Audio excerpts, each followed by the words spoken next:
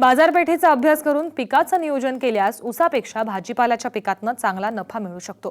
हेच दाखवून दिले बारामती तालुक्यातल्या पिंपळी इथल्या उच्च शिक्षित शेतकरी आनंद मदने यांनी ऊसाच्या जागी पिकाची फेरपालट व्हावी यासाठी यंदा टोमॅटोचं यशस्वी पीक घेऊन त्यामधून विक्रमी उत्पादन मिळवण्याचा प्रयत्न केलाय। आनंद मदने यांना 1.5 एकरातल्या टोमॅटोमधून खर्च वजा जाता 6 ते 6.5 लाख रुपयांचा नफा मिळणार आहे। आज आपण आनंद मदने यांची टोमॅटो पिकाची यशकथा जाणून घेण्यासाठी बारामती तालुक्यातल्या पिंपळी या गावी जाऊयात। बारामती शहरापासून अवघ्या 4 किलोमीटर अंतरावर बारामती इंदापूर रस्त्यावर पिंपळी हे गाव आहे। गावाला नीरा डावा कालवा लाभलाय, त्यामुळे या भागातील शेतकरी ऊस, केळी आणि द्राक्ष यासारखी नगदी पिकं घेतात। याच गावात हनुमंतराव कृष्णाजी मदने यांची 17 एकर जमीन आहे। हनुमंतराव मदने यांना 2 मुलं आहेत। थोरला मुलगा नितीन हा पुण्याला इंजिनियर आहे, तर धाकटा आनंद याचं शिक्षण BA पर्यंत झाल्यानंतर आनंदरावांना शेतीची आवड असल्यानं त्यांनी 1999 पासून शेतीला सुरुवात केली। सुरुवातीला आनंदराव ऊस, द्राक्ष, केळी अशी पिकं घेत होते। मात्र यंदाचा पाऊस काळ आणि भाजीपाल्याच्या मागणीचा विचार करून अल्पावधीत पैसे मिळवून देणाऱ्या टोमॅटोची निवड त्यांनी केली। सुरुवातीला आम्ही इथं पाण्याची सोय झाल्यानंतर निराडावा कालव्यातून पाण्याची सोय झाली।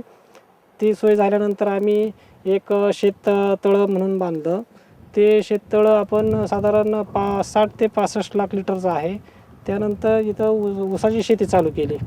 ऊसाची शेती चालू केल्यानंतर थोडंसं रान मुरमाड असल्यामुळं पाण्याला दम काढत नव्हतं ते रान, आणि त्याच्यामुळं ऊसाचं उत्पन्न जरा कमी लागायला लागलं।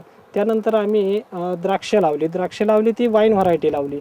वाईन व्हरायटी लावल्यानंतर सुरुवातीच्या काळात वाईन व्हरायटीला चांगलं मार्केट होतं, पण नंतरच्या काळात जरा थोडंसं कोलमडल्यामुळं तो पण विषय फ्लॉप झाला आमचा। आणि नंतर परत विचार केला काय करावं। नंतर मग आम्ही परत ऊसाकडे वळलो। परत 1 वर्ष ऊस लावला। ऊसात पण माळाला असल्यामुळं थोडंसं टनेज कमीच मिळायला लागलं, म्हणजे मेहनती कष्टाच्या मानाने फार कमी। मग परत विचार केला, मग डाळिंबाचं पीक घेतलं। डाळिंबाचं पीक घेतल्यानंतर डाळिंब लावलं, आता 4 महिने झालं डाळिंब लावलेलं। आणि नंतर परत एक विचार केला, असंच मित्र बसलो होतो आम्ही एका ठिकाणी। तिथं विचार केला 1-2-3 एकर शेती रिकामी हो, आता सध्या निदान शेतकऱ्याचं कसं असतं, ऊसाचं उत्पन्न हे वर्षाला मिळतं।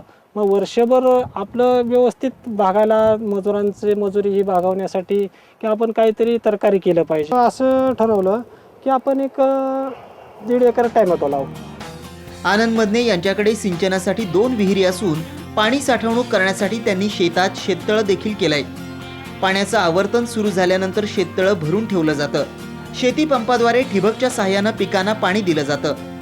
यंदा मदने यांनी ऊस आणि द्राक्षाचं क्षेत्र कमी करून टोमॅटो आणि डाळिंबाची लागवड केली आहे। 1.5 एकर टोमॅटोची लागवड त्यांनी केली आहे। उर्वरित क्षेत्रात ऊस आहे। आम्ही केळी लावली, केळीमध्ये आमचं चांगलं झालं। त्याच्यानंतर आम्ही बागा सर्वच कमी केल्या आणि नंतर ऊस लावले 1-2 वर्ष, आणि त्याच्यानंतर आता हे टोमॅटोचा प्लॉट घेतला आहे। शेजारी डाळिंबाचा प्लॉट घेतला आहे।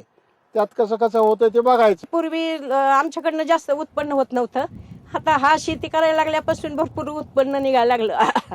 शेतीचं, पिकांचं, ऊस वगैरे ह्याच्या पद्धतीने करतो, आधुनिक पद्धतीने ड्रीप सगळं ऊसाला।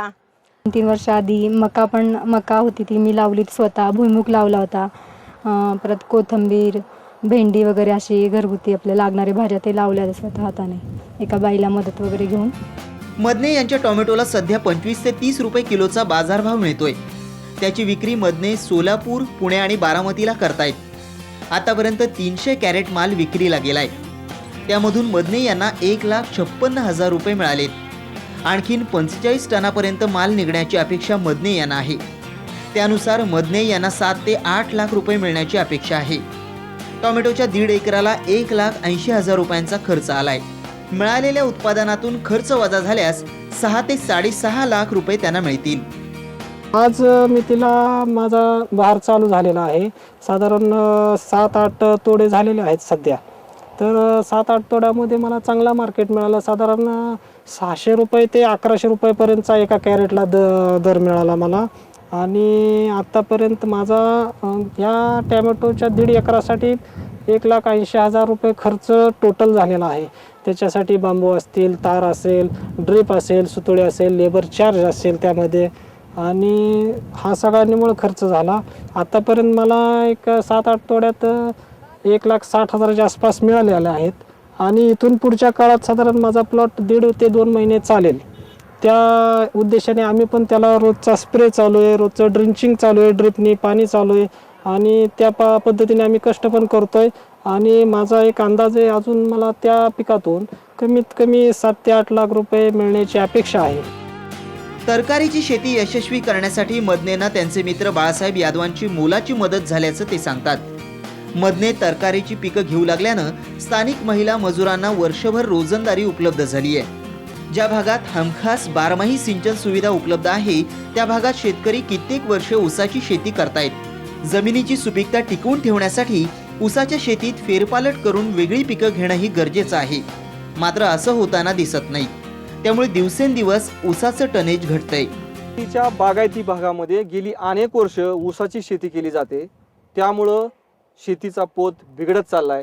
हीच गोष्ट लक्षात घेऊन पिंपळीचे उच्च शिक्षित तरुण शेतकरी आनंद मदने यांनी आपल्या शेतात पिकाची फेरपालट व्हावी या हेतूने टोमॅटोची शेती केली होती.